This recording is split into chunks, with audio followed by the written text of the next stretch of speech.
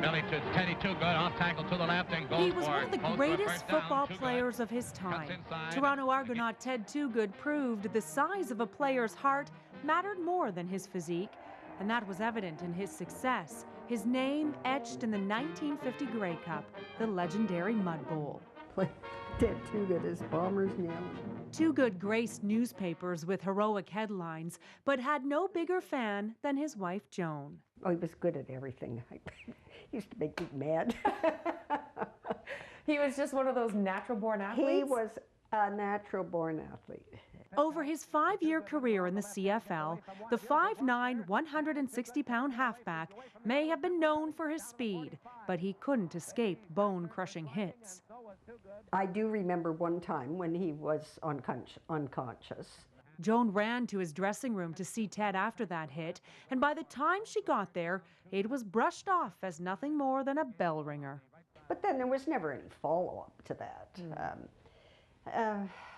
I guess, I dare say, a lot of the guys got concussions. Joan says concussions were never diagnosed, let alone taken seriously. Concussions were dealt with pretty in a cavalier manner in those days. It was sort of, you get up, if you can count the number of fingers on one hand, you were back in on the next play sort of thing. How did you feel when you used to watch him play football? Well, a little nervous at times.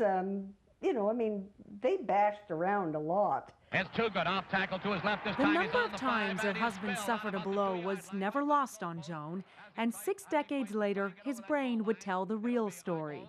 In the early 90s, Ted was diagnosed with dementia and Alzheimer's.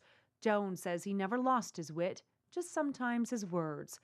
In the months leading up to his death, Joan decided Ted's brain should be donated to research, a decision she says he would have wanted.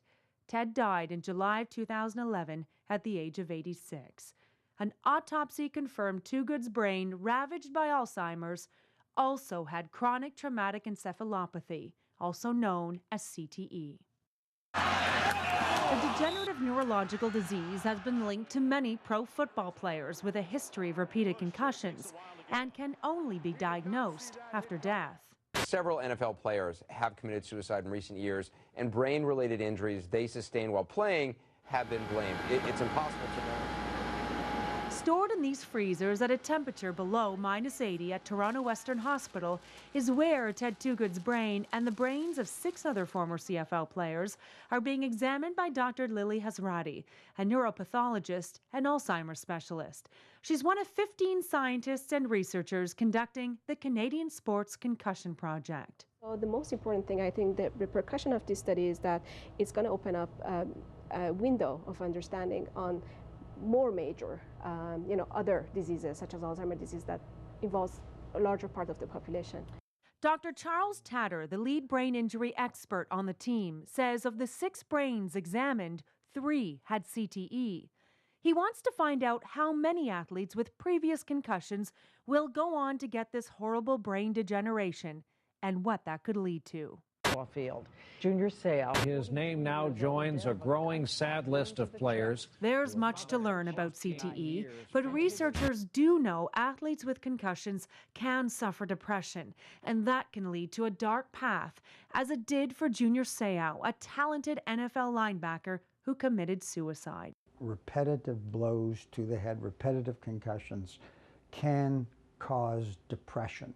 And it comes directly from the trauma. In other words, not sadness that produces the depression, but it's the brain injury itself that causes depression. And then from the depression, you can see suicide in some of those cases. And that's why Dr. Tator says the entire culture around concussions has to change.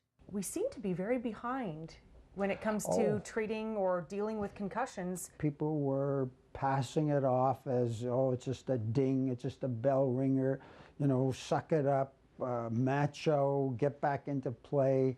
That attitude has really held things back.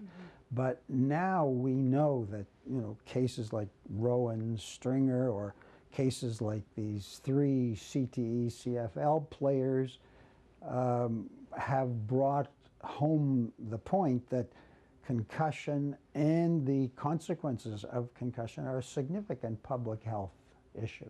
About 50 current athletes at the professional and university level are seen in the clinical side of Dr. Tator's research. They're undergoing ongoing imaging and neuropsychological testing. In my office, I saw a player who had had 10 concussions, and they were not dealt with properly. On one occasion, he was lying unconscious on the field 2 years ago. And the coach ran up to him, and his words were, "Get up and get back." Even if that athlete had been checked out by a physician, Dr. Tator says concussions are too subtle for a conventional MRI to detect. Diagnosis currently depends on the injured athlete reporting their symptoms honestly to a doctor. At the present time, we have virtually no treatment for concussion. We have nothing that will accelerate recovery. For example, Sidney Crosby took 10 months to recover, and we had no pill that would help him. In order to treat concussions, Dr. Tator says first they want to develop a method of identifying it, and they'll do so this fall with the use of a $1 million imaging machine.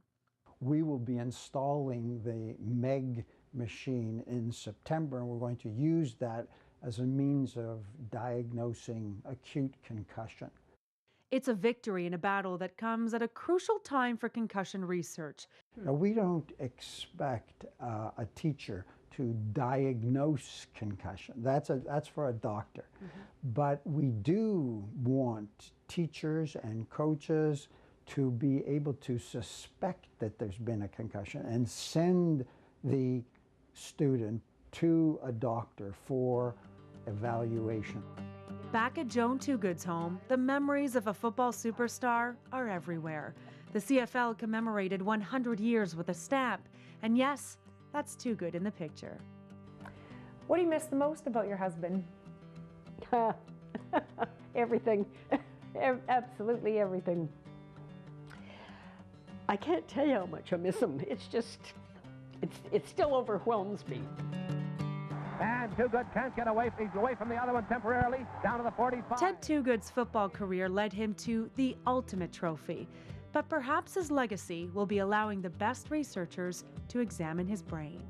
And it might do somebody a lot of good. Hopefully, somebody a lot of good.